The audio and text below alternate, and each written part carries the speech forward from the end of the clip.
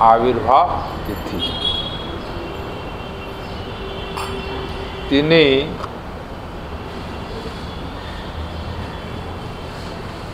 একচাকা গ্রামে আবির্ভূত হন। পিতার নাম ছিল হাড়াই পণ্ডিত আর মাতার নাম ছিল পদ্মাবতী। সেখানে আবির্ভূত হয় বাল্যলীলা করতেন। বাল্যলীলা কি করতেন? যে দ্বাপর যুগে যে কৃষ্ণ অবতারে যে লীলাগুলো হতো সে লীলাগুলো করেছেন।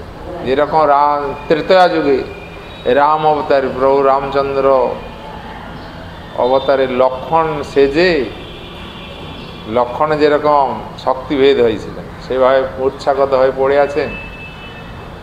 আর একজন হনুমান সেজে বিশল্যা করণী এনে ইয়ে করছেন। আর যে পিতা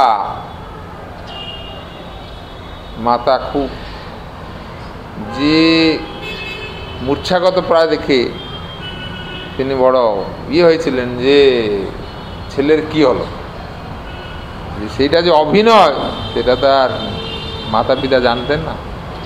দেখলেন হনুমান সেজে এনে বিশল্যা করণী দেওয়া হলো। বদ্ধ ছিলেন একজন, বদ্ধ দিয়ে সে আবার চেতন ফিরে পেলেন।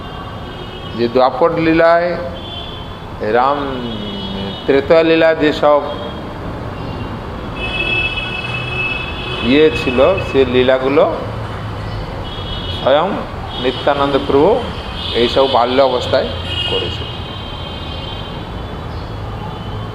নিত্যানন্দ প্রভু কৃপা না হলেই গৌরসুন্দর বা ভগবানের কৃপা হবে না। ইয়েতে দ্বাপর যুগে কৃষ্ণ অবতারে বলরাম বড় ছিলেন। বলরাম আগে আবির্ভূত হয়েছেন, তারপর কৃষ্ণচন্দ্র আবির্ভূত হয়েছেন। কলিযুগেও নিত্যানন্দ প্রভু আগে আবির্ভূত হয়েছেন, পরে শ্রীমন মহাপ্রভু আবির্ভূত হয়েছেন। যখন মহাপ্রভু আবির্ভূত হয়েছেন তখন নিত্যানন্দ প্রভু ওখানে হুঙ্কার দিচ্ছেন একচাকা গ্রাম। তিনি তো সবই জানেন, হুঙ্কারে দিচ্ছেন যে শ্রী চৈতন্য মহাপ্রভু অবতীর্ণ হয়েছে। জাগতিক লোক কেউ বুঝতে পারছে না যে কেন হুঙ্কার দিলেন। এটা হচ্ছে যে তার ভক্ত তার এই মহিমা অন্য কেউ বুঝতে পারে। যেরকম গুরু কৃপা না হলে ভগবত কৃপা হবে না। আমরা ভগবানকে যত করি না কেন ভগবানকে সন্তুষ্ট করতে পারবো না, তার প্রিয় ভক্তকে যতক্ষণ সন্তুষ্ট না। সেই রকম এখানে দেখালেন নিত্যানন্দ প্রভুকে যতক্ষণ সন্তুষ্ট না করা হবে মহাপ্রভুকে সন্তুষ্ট করা যাবে না। নিতাইয়ের করুণা হবে, ব্রজে রাধা কৃষ্ণ পাবে। হর নিতাই চরণ। সেই জন্য নিত্যানন্দ প্রভু হচ্ছেন সাক্ষাৎ বলদেব অবতার। বলদেবের কৃপা হলেই ভগবানের কৃপা লাভ হয়। যে মহাপ্রভু যে আবির্ভূত হলেন কি যেন যে সংকীর্তন যজ্ঞে তার হচ্ছে অবতার। সংকীর্তন প্রচার করলেন কে? প্রথম প্রচার করলেন নিত্যানন্দ প্রভু, হরিদাস প্রভু। সেই জন্য মহাপ্রভু আদেশ দিলেন, শুনো শুনো নিত্যানন্দ, শুনো হরিদাস, আমার আজ্ঞা তুমি করো প্রচার। প্রতি ঘরে ঘরে গিয়া করো এই ভিক্ষা, বলো কৃষ্ণ ভজ কৃষ্ণ কর কৃষ্ণ শিক্ষা। যে প্রতি ঘরে ঘরে গিয়ে কৃষ্ণ নাম বলাইবে।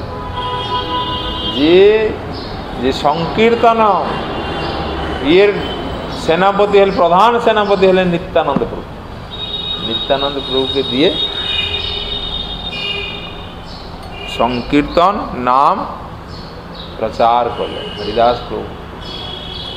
যে জগাই মাধাই সে এমন কোনো পাপ নেই যে তারা করেনি। মদ খেয়ে গড়াগড়ি দিচ্ছে, তিনি যাচ্ছেন যাদের এদেরকে আগে উদ্ধার করতে হবে, এদের উদ্ধার করলেই যে পতিত পাবন নাম চৈতন্য মহাপ্রভুর নাম সার্থক হবে, তবে লোকে বুঝবে যে ভগবানের ক্ষমতা কি। এদেরকে উদ্ধার না করলে প্রচার হবে না। তাদের প্রতিজ্ঞা হচ্ছে যে হরিদাস আর নিত্যানন্দ প্রভু গেছেন, সকলে বারণ করছে এরা মাতাল, এরা কৃষ্ণ নাম শ্রবণ করবে না, যেও না। গিয়ে কৃষ্ণ নাম উপদেশ দিচ্ছে। এরা কে রে বলে তাড়া করেছে, মদ্যপ উঠে দেখে বলে তাড়াচ্ছেন, ধরো ধরো করেছে। চলে এলেন সেদিন কোন রকম। আবার যখন গেছেন পরের দিন, যে তার নিত্যানন্দ প্রভুর উদ্দেশ্য হচ্ছে যে আমার এই পতিতদেরকে উদ্ধার করাই তো তাঁর কাজ। যে পতিত পাবন নাম হবে কি করে? পতিতকে উদ্ধার করে তো তবে তো পতিত পাবন নাম সার্থক হবে। তার উদ্দেশ্য হচ্ছে যে এদেরকে আগে উদ্ধার করুন, তারপরে যে যেই আবার গিয়ে ইয়ে করছেন, সে উঠে মাথায় আগে কলসি দিয়ে মারলো, মদের যে কলসি, কলসি দিয়ে মাথায় মারলো নিত্যানন্দ প্রভু। নিত্যানন্দ প্রভুর মস্তকে রক্ত স্খলন হচ্ছে। সে খবর জানলেন ভগবান শ্রী চৈতন্য মহাপ্রভু। মহাপ্রভু জানলেন, যেই মহাপ্রভু জানলেন ছুটেছেন সে জায়গায় গিয়ে সুদর্শন চক্র আহ্বান করেছেন। সুদর্শন চলে আসছে, জগাই দেখছে সুদর্শন এসে গেছে।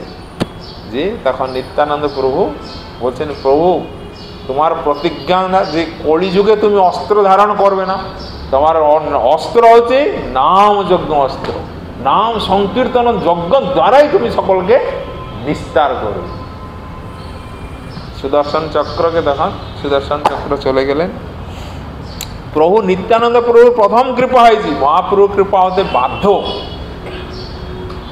যে মহাপ্রভুকে বলছেন নিত্যানন্দ প্রভু, বলে প্রভু মাধাই তো আমাকে মারছে, কিন্তু জগাই বারণ করেছে। জগাই জগদানন্দকে আগে উদ্ধার করেছেন মহাপ্রভু। উদ্ধার করে তারপর যেই দেখলো মাধাই যে জগাইকে উদ্ধার করেছেন, ক্ষমা করেছেন, মাধাই আবার মহাপ্রভু চরণে শরণাগত হলো। মহাপ্রভু বললেন, এমন যা তুমি যার চরণে অপরাধ করেছ তার চরণেই ক্ষমা প্রার্থনা করো। নিত্যানন্দ প্রভুর কাছে ক্ষমা প্রার্থনা করলেন। নিত্যানন্দ প্রভু কৃপা করলেন, তাঁর কৃপাতে মহাপ্রভুর কৃপা হয়। তাঁরা সঙ্গে দুই ভাই সংকীর্তন যোগে যোগ দিল, সংকীর্তন করলো মহামন্ত্র হরি কৃষ্ণ কৃষ্ণ কৃষ্ণ হরে হরে, হরে রাম রাম রাম হরে। যে জগাই মাধায় যে অত পাপ করেছিল, তারা কোনোদিনই বৈষ্ণব অপরাধ করেনি, বৈষ্ণব নিন্দা করেনি। পাপ আর না রে বা, যে পাপ করেছি আর কোনোদিন পাপ করব। সেই জন্য আমরাও যে এই জগতে এসছে,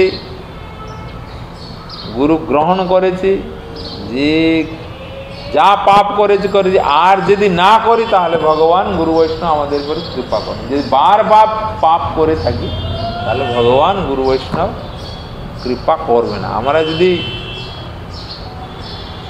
ইয়ে হয় কি যে ছলনা করি, ছলনা ব্যক্তিকে ভগবান গুরু বৈষ্ণব কখনো কৃপা করেন। গুরু বৈষ্ণব কাকে কৃপা করেন? যারা সরল অকিঞ্চন, তাদেরকেই গুরু বৈষ্ণবের ভগবানের কৃপাটা।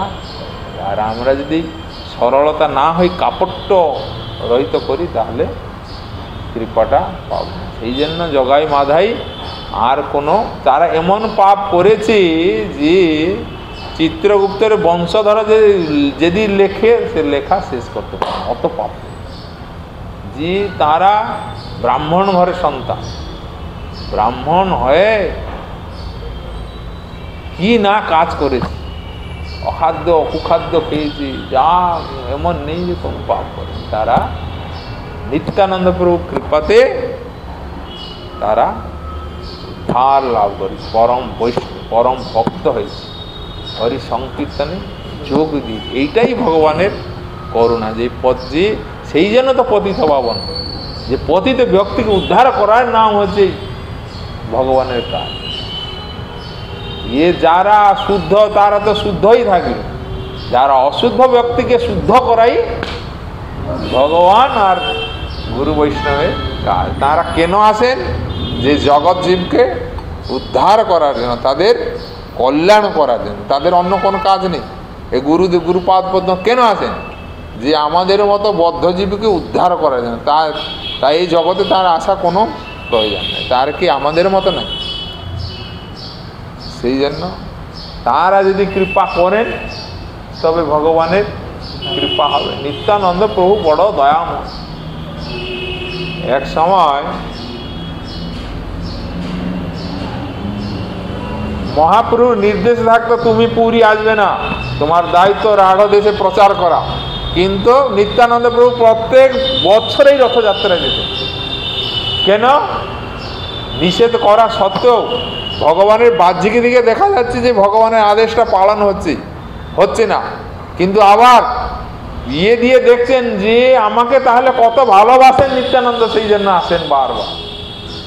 মনা করা সত্ত্বেও নিত্যানন্দ প্রভু এখানে থাকতে পারতেন না। যে বছরে তো অন্তত একবার মহাপ্রভু দর্শন না গেলে কি হবে? যে বাহ্যিক দৃষ্টিতে দেখা যাচ্ছে যে নিত্যানন্দ প্রভু মহাপ্রভুর কথা অমান্য করছেন, কিন্তু অন্তর্দৃষ্টি দেখতে গেলে যে কতটা তার ভালোবাসে। মহাপ্রভু অন্তরে সন্তুষ্ট নিত্যানন্দ প্রভুকে দর্শন, যে তাদের মধ্যে। সেই জন্য রাঢ় দেশে প্রচার দায়িত্ব ছিল নিত্যানন্দ প্রভু।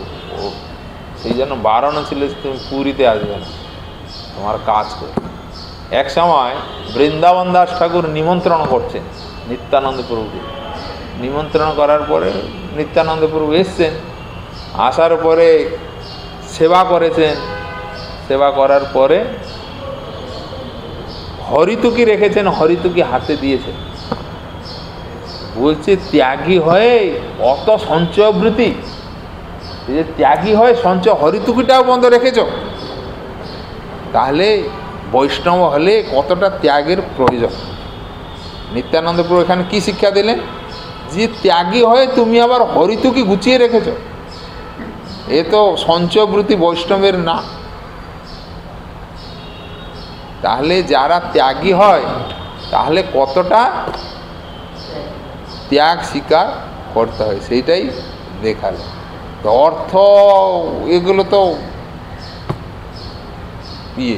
সামান্য হরিতুকিটাকেও তিনি বললেন তুমি ত্যাগী হয়ে যে হরিতুকি রেখে বুঝছি সঞ্চয় করে। তাহলে যারা, সেই জন্য বলা হয়েছে মহাপ্রভু ভক্তগণ হচ্ছেন বৈরাগ্য প্রধান, যাহা দেখি তুষ্ট হন গৌর ভগবান। যারা মহাপ্রভু ভক্ত তাদের বৈরাগ্য, যেরকম সনাতন গোস্বামী, রূপ গোস্বামী, তারা কোথায় প্রধানমন্ত্রী আর অর্থমন্ত্রীর ত্যাগ করে এক দিন এক গাছতলায় বাস করে, সে এক দিন এক গাছতলায় বাস করেছেন। যে প্রধানমন্ত্রীর যে সুখ, তারা গাছতলায় কোটি সুখ লাভ করেছেন, সেই জন্য প্রধানমন্ত্রী ত্যাগ করে গাছতলায় বসে ভজন করেছেন। সেই জন্য যাক নিত্যানন্দ প্রভু আমাদের প্রতি প্রসন্ন হন, যাতে তার ইয়েতে আমরা অনুপ্রাণিত হতে পারি, আমাদের যাতে মহাপ্রভু প্রতি ভক্তি বাড়ে, তিনি আমাদের প্রসন্ন হন। এই দু একটা কথা বলে আমি আমার বক্তব্য শেষ করব। বাঞ্ছা কল্পতরুভ্যশ্চ কৃপা সিন্ধুভৈব চ পতিতানাং পাবনেভ্যো বৈষ্ণবেভ্যো নমো।